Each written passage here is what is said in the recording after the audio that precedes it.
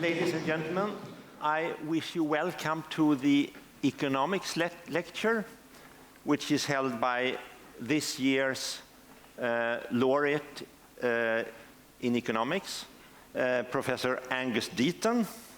And you will see him live in a moment. You see a cartoon there where he looks at the Earth in a microscope, and it's sort of meant to convey the image that he has been studying consumption in different perspectives. The very large picture of macroeconomic consumption and the very small picture of individual consumers' decisions, individual households' decisions to consume. You will hear more about it during the lecture, I'm sure. Let's look at the official motivation for the prize, which reads, "For his analysis of consumption, poverty, and welfare."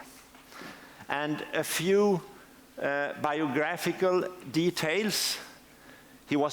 He grew up in Edinburgh, in Scotland, studied and got his PhD in Cambridge, England, and now he lives in Princeton, the United States. And I think I shouldn't say anything more, so I just wish you welcome. Professor Deaton, please enter the stage.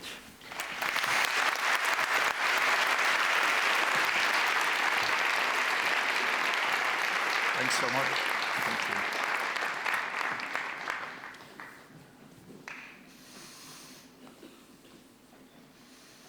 Thank you so much. It's a true wonder to be here, and I'm enormously grateful for this award. And today I'm going to talk a little bit about some of the work I did that was cited in the award. So I'm going to talk about behavior, welfare, and poverty.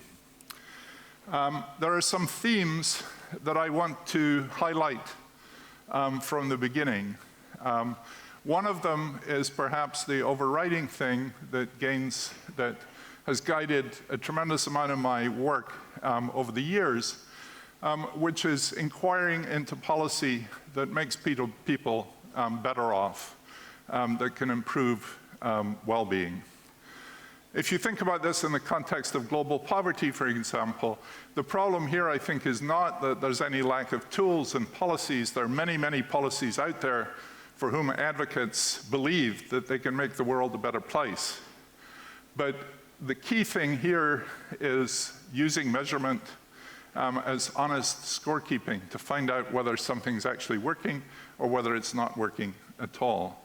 And one of the themes I'll emphasize throughout is the enormous importance of measurement almost by itself. We're always told there's no measurement without theory, and while that's true, it's more true just to say that measurement is incredibly important, and it's often forgotten in economics just how important measurement is.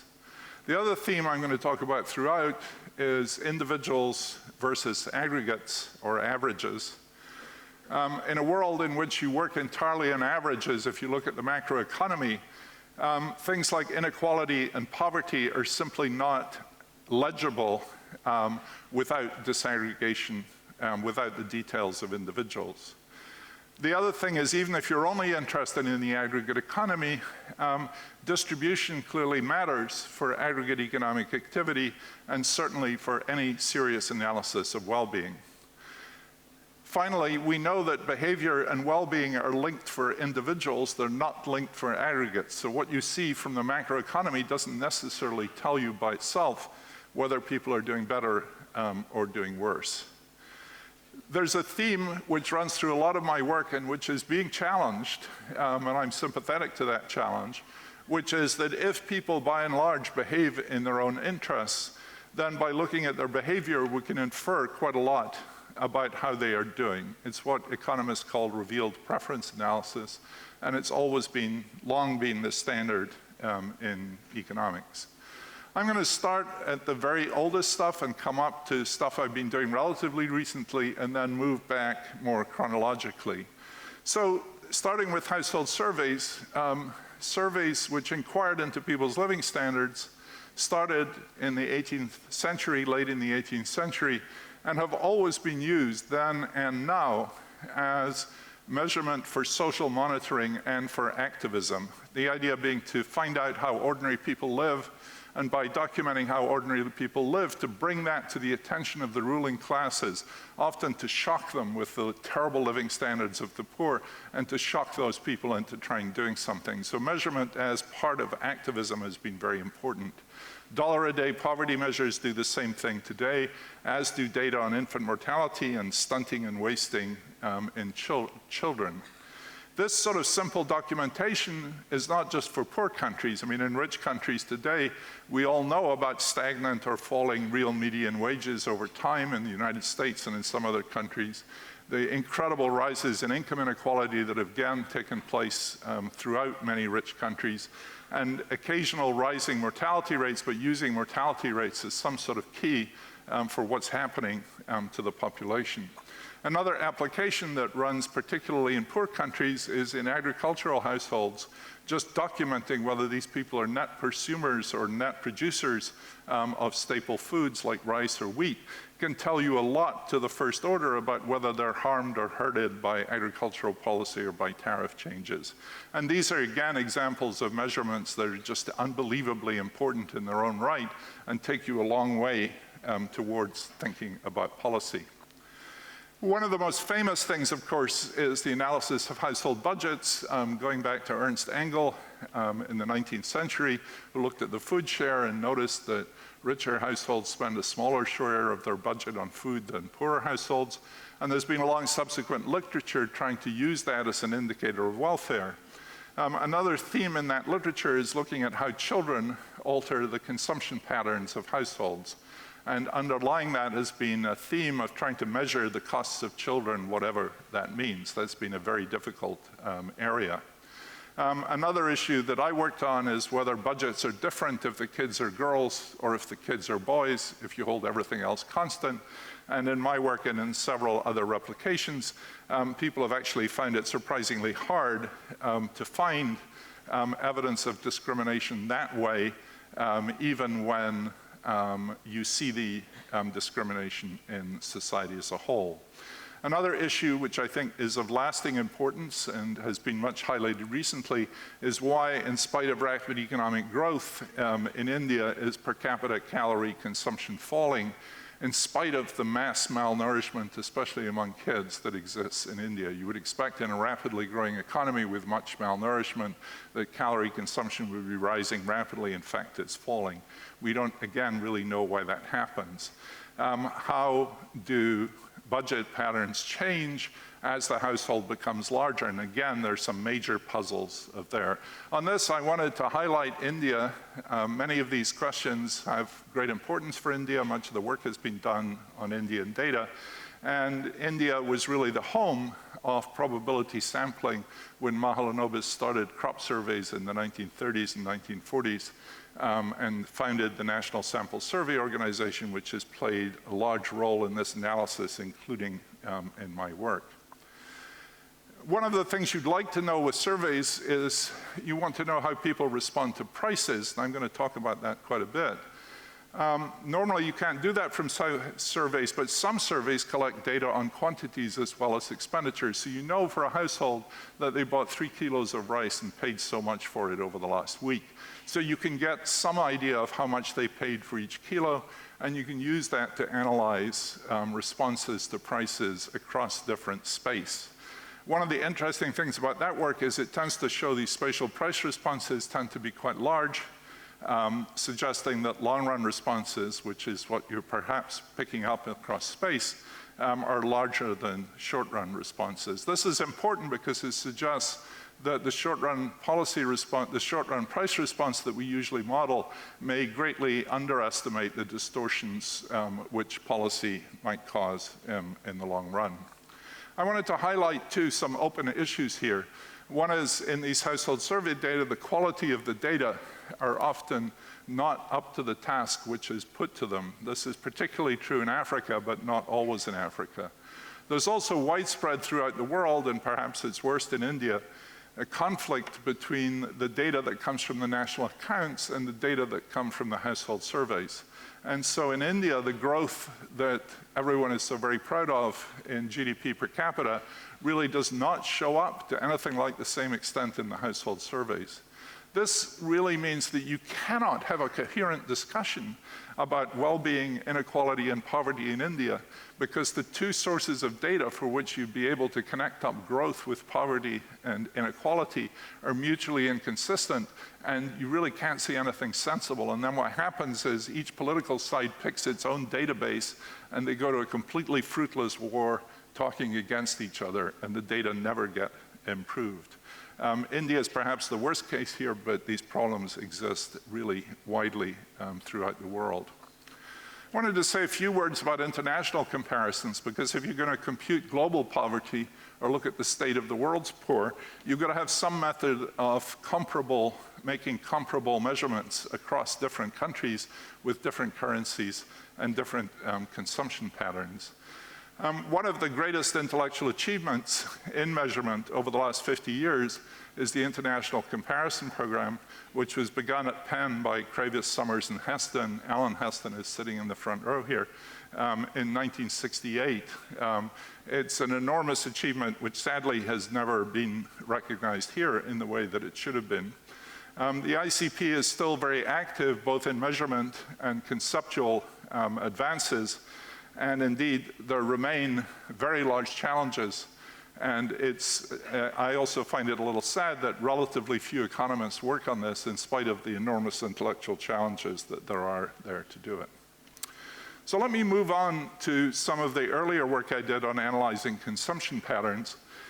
In the 1960s and 70s, demand analysis, as it's called, the study of consumption patterns, was concerned with using aggregate data to fit the quantities consumed to prices, to data on prices and income. I came to Cambridge, to the Cambridge Growth Model as a research assistant in the late 1960s, and I was asked to look after the demand system estimation and to think about consumption and saving in the growth model. This was a project headed by Richard Stone, who was the Nobel laureate in 1984. That was the impetus for much that I did subsequently. Or indeed, if you were being unkind, you should think that I was given this task as an RA, and I'm still working on it almost 50 years later, having never found anything better to do. Or at least I found lots of fascinating things to do there. When I showed up in 1969, Stone's linear expenditure system was used as part of the growth model. It's a very simple case of additive preferences, which without going into that in detail, what it does is it gives you a very tight link between the way demands respond to income and the way that demands respond to prices. Now, think of 1969, 1970, we were working with about 18 annual observations instead of the millions and millions of observations we have today. So having a very restricted, tight specification like this was extremely useful. In fact, it's probably all you could have done in those days. And I remember this troubling me from the very beginning when I worked on this, that we were basically assuming answers that we ought to be measuring them. And I always find that extremely troubling. So we needed more general, but still tractable models. I was also worried from the very beginning about the nature of the representative agent assumption that was built into these models, that we were pretending there was one single person who was behaving for the whole aggregate economy. So how did that come about? Well, it turned out that a lot of the results were actually known at that time, and Terence Gorman, who played a very important part in my life, had proved the results on aggregation over goods and aggregation over people. He'd proved these results in papers in the 1950s and 1960s. The trouble is, these papers use the dual representation of preferences in which you think of well-being as defined by prices and incomes rather than by quantities. And if you'd grown up studying conventional economics, those papers were incredibly hard to read at that time. They don't seem so hard now. And I remember going off to try to read those papers and locking myself in a room for a week. And I was determined that I would not come out of the room until I'd really understood what that paper was about. And I came out at the end of the week and I knew absolutely no more than I did at the beginning of the week, but slowly there began to be a little bit of understanding. Dan McFadden at the same time had realized these results were known to theorists, but there were relatively few people, of which Gorman and McFadden were the most notable, who had understood that this dual representation was really the way to derive theoretically consistent demands that were analytically convenient for actually adapting and studying the data. So that was the major breakthrough that those two guys understood, and not too many other people at the time did. Now, John Muehlbauer is sitting here too, and I'm going to talk a little bit about him. John came back to the UK from doing a PhD in Berkeley in 1969. He had been advised by Bob Hall. I recently asked Bob Hall, you know, where did your lecture notes come from? He said, I just stole them from Dan McFadden. So, you know, Dan McFadden was sort of behind a lot of this at the time. And Dan had these wonderful lecture notes on consumer and producer theory using duality, which I remember became a sort of Bible. Again, you people today cannot imagine how the world was before the web, and when people had written these incredibly important papers but never published them, and getting a hold of them was unbelievably difficult. I mean, you almost had to send rescue squads in to find these papers and steal them and bring them. But when John came back from Berkeley, we met each other and we realized that we knew a lot of the same material that was otherwise not so very well known. And we decided that it was a really good thing to pool what we knew and explain our newfound knowledge to the world as a whole. A very arrogant thing for two kids in their 20-year-olds to do. But that eventually turned into our joint text on economics and consumer behavior. Now, at the same time, we wanted to get away from the problems with a model like the linear expenditure system and built a better tool for analyzing demand. And so we spent, I think, probably a year and a half or so tinkering and fiddling, trying to find a really good, a perfect demand system. Much of this was based on John Muehlbauer's earlier work on aggregation on a functional form. Another important thread on this was Erwin Diewert's work on flexible functional forms, which broke this very tight restriction and allowed you to fit something that was about as general as could possibly be handled. So we tinkered with these dual representations to get a convenient, easy to estimate demand system. We almost got everything we wanted, and that was why it was called the almost ideal demand system.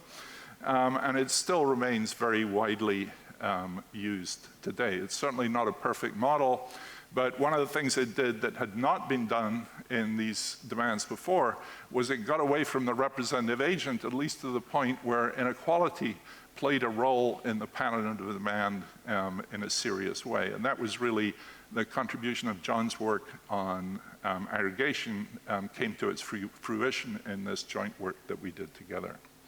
So let me move on from the consumer demand to intertemporal choice, which was the third area that the committee had identified. And talk about saving first. There were two papers, famous papers, written by Franco Modigliani and Richard Brumberg, who was, I think, a graduate student at the time, that were written in the 1950s, only one of which was published in an edited volume, and the other one was available. And I remember reading it even when I was an undergraduate in Cambridge in the library. Brumberg died very, very young, and I think Franco Modigliani never really had the heart to publish that paper, so once again it remained a sort of secret document.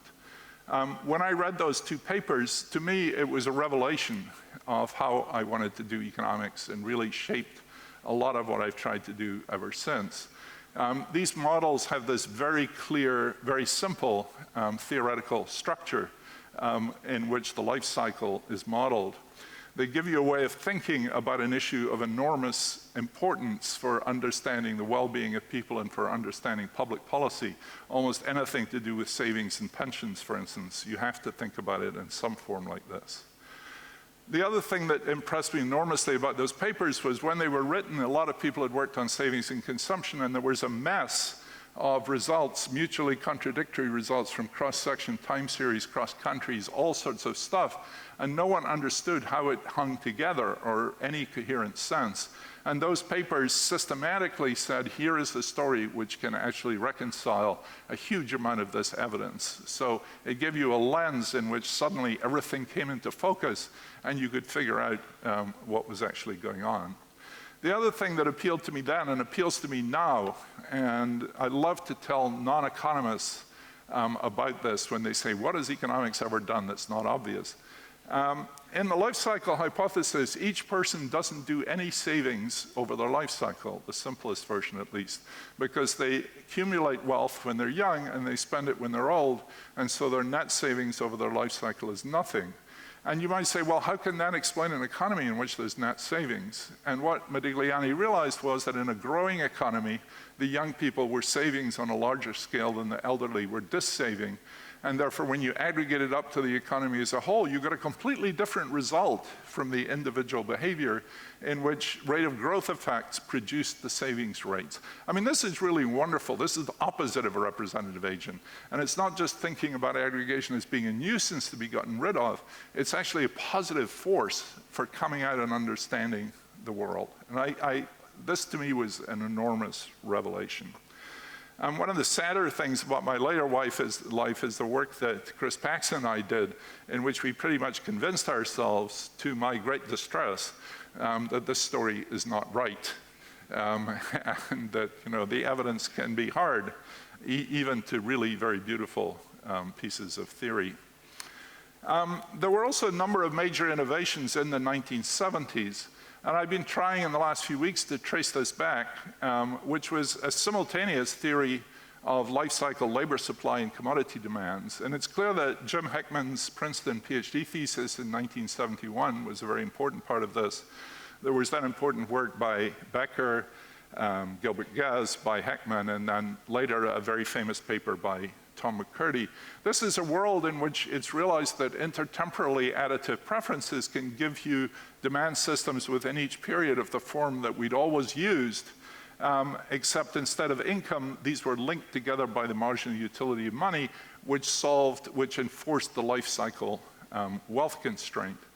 The thing that was also beautiful about that formulation was that it allowed you to incorporate uncertainty, which is something that many of us were still struggling with empirically at that time. And the marginal utility of wealth evolves as the martingale difference if this model is sort of working in the right way.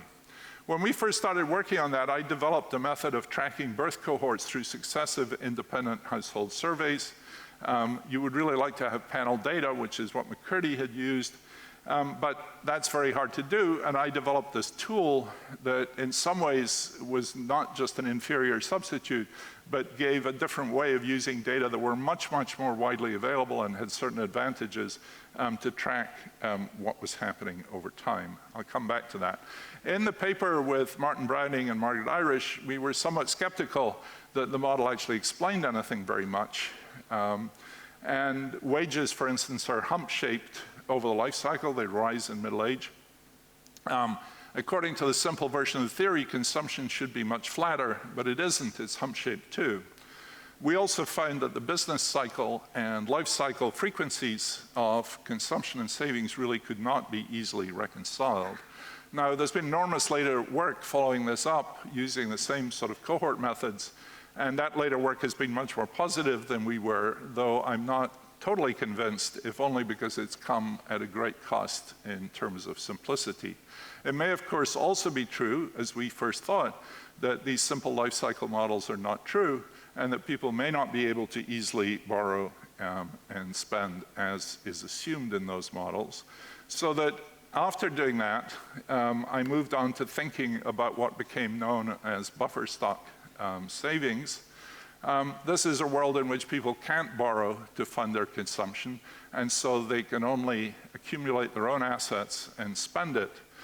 This again seemed particularly relevant in developing countries where there were very poor credit markets and possibly very high interest rates.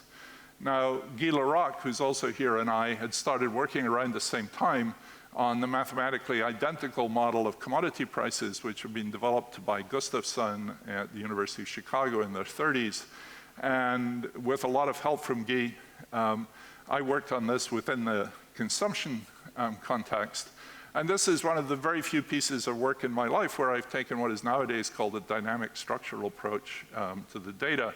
And I learned an enormous amount from that, which is why I've always been fairly sympathetic to this approach. One of the things that these models produce is that people do not live hand to mouth. They don't simply spend their income in every period.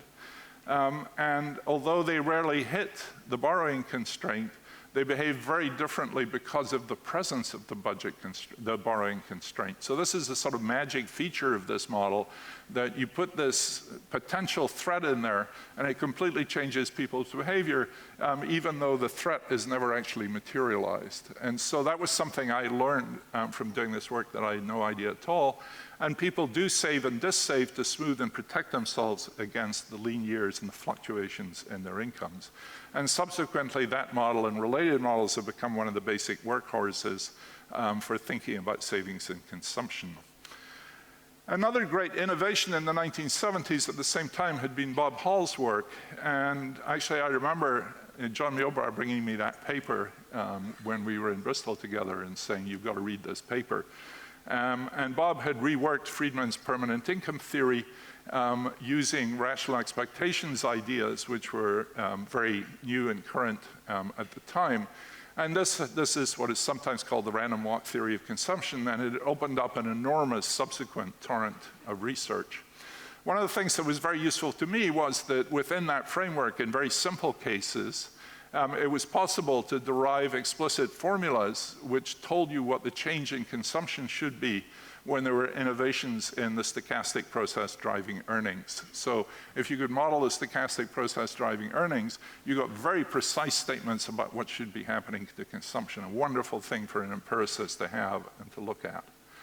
But I was very puzzled when I was doing this because I thought I'd gone crazy and I was getting wildly inconsistent, contradictory results. And what turned out there was that if you took what at that time was the most popular and plausible stochastic process for earnings, it actually implied that the permanent income hypothesis had the opposite implications for why the permanent income hypothesis had been invented, which was that it predicted that consumption should not be smoother than income, which it is in the data, but that consumption should be less smooth than data. So it was here was this basic theory taught in every textbook, and it actually had the opposite predictions to what people had thought. People got very angry with me for writing that paper, and I remember being shouted at in seminars and told that if I couldn't do anything better than that, I should go and be a fly fisherman or something more useful. Though one counterexample to that was I got a letter, which I really prized at the time, from Bob Solow, which started off saying, this is a fan letter, and then just told me how wonderful he thought that paper was. So someone was on my side. Of course, there are lots of ways of resolving this paradox, and one of which, once again, is to work with individual data and not work at the aggregates. Because one of the things, there are many parts of this resolution, but one of the things that is true is that the stochastic process for individuals, when you aggregate them up to the economy as a whole, completely changed their stochastic properties. So in some sense, this whole thing was a false dichotomy, but it reinforced once again that we should be working at the micro level and not working at aggregates. So the final thing I want to talk about is the consumption inequality. This is work I did with Chris Paxson. And the random walk theory of consumption has another startling implication, which is if you take a bunch of people and you put them outside the door here of the aula magna, you take 100 people and you instruct them to walk off randomly in all directions, and you go away for a day or two, and then you come back, they will be scattered all over Stockholm, even though they started in exactly the same place. And so even each one of them has an increment to their behavior at any given time that's a stationary stochastic process. You're generating this non-stationary behavior. It's sort of like a people sitting around a roulette wheel, and they start with all the same stacks, but in the end they finish up, some people with big stacks and some people with small stacks. So this risk even stationary risk can be accumulated into consumption inequality, that wealth inequality increases even more rapidly than consumption inequality, unless, of course, there's some offset, for instance, from insurance arrangements in society that tie together people's earnings or tie together the consumption independently of their earnings. And so you can then use the spread of consumption over time to assess the degree to which society is actually insuring its members, a sort of very important idea in economics as to what extent societies do insure their members against the ravages of luck. Chris Paxton and I found that in several countries we looked at, the data behaved in the way that we predicted, which of course is subject to what I think of as Popper's curse. You know, Popper says that if you reject a hypothesis, you learn something. Of course, you're much more pleased if you confirm your hypothesis, if no one's looked at that before. But Popper's curse is that someone else will think up of another explanation for that, and it doesn't prove your theories right at all. Nevertheless, these ideas, the spreading inequality and the matching of these higher moments of consumption to the data, have become a sort of central idea in what is called heterogeneous agent macroeconomics today. And the modeling of the stochastic process of earnings is a very central area too. Now, in the brief I was given, I was told to talk about my discoveries. I think they probably send this text to everybody, and it's not entirely clear whether economists are supposed to have discoveries. And I think of discoveries as sort of apples falling on your head. But those apples only set off good ideas if someone has prepared your head before. And so it's a very collaborative activity. So I wrote down some of the things I'm most proud of.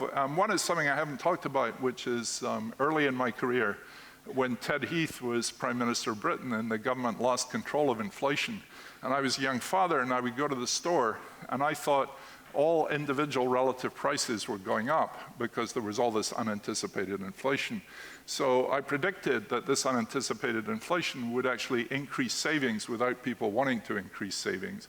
And I thought that was a ridiculous prediction, and so did everyone in the common room at Cambridge, and I was widely laughed at until it became true in the data. Of course, then Popper's curse strike again, and there are lots of other stories for why that might be happening. But for me, that was the first time in my life that I came up with a prediction that seemed ridiculous and turned out to be borne out in the data. I've talked a little bit already about the creating panel data from a time series of cross-section, which is more a tool than a discovery. But it's helped investigate a wide range of substantive questions, and it's now a standard technique, more by macro than micro people. I've talked about my realization that popular accounts of the permanent income hypothesis were self-contradictory, and that's again been very productive. And I realized, and I think this is probably the thing that I'm most proud of to this day, is the work that Chris Paxton and I did, realizing that these various filtering behaviors or responsive behaviors so that you can have a driving stochastic process in which there's completely uncorrelated risk, which nevertheless can drive in rising inequality. I mean, something that I think is very relevant for what we're going to do today. So I'm almost out of time, and I just wanted to end by showing you some pictures of some of the people I've collaborated with over the years. There's John Muhlbar, who's sitting down there, Gila Rock. Chris Paxton will be here tomorrow, Martin Browning. This is John Campbell. This is my friend Jean Drez, who I work with in India. Here's Alan Heston and Bettina Atten, who are sitting in the front row here. And most recently, I've been working on well-being with Danny Kahneman and Arthur Stone, and trying to bridge the sometimes unbridgeable gaps between economists and psychologists. And then these are people that I never wrote papers with, but whose work had a really definitive effect on the shape of my own work. There's Richard Stone, who really was my mentor, who won the prize in 1984.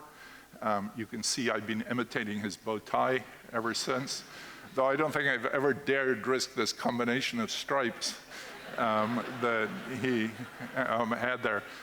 Never mind the black onyx cigarette holder, which was sort of very much a part of the pattern too. There's Terence Gorman, up at the top here. This is the only photograph I could find. I even went to the Econometric Society archives, and very characteristically, Terence Gorman never turned in his photograph as president of the Econometric Society. So you can find the president in the year before and the president in the year after, but there's no photograph in the 1973 archives at all. That's Franco Modigliani, who found out that I was working on life cycle hypotheses long before I knew enough to talk to Franco, and was completely overwhelmed. The same was true with Terence Gorman. I mean, he always assumed you knew more than he did, which was terribly bewildering until you got a lot further along. There's Jim Heckman on the top right there, who is, again, not just in life cycle work, but in many other things I've done in my life, has been quite a decisive influence. That's Amartya's son, who I haven't really talked about, but he has been responsible for what I think of as a lifetime commitment to thinking ethically about the implications of my work and trying to bring some sort of ethical dimension to economics. There's Dan McFadden, who with Terence was one of the early people who brought duality to demand, and there's Bob Hall on the bottom right, who did this splendid work on consumption functions and changed everything around 1978. So with thanks to them and thanks to you all for listening, thank you very much indeed.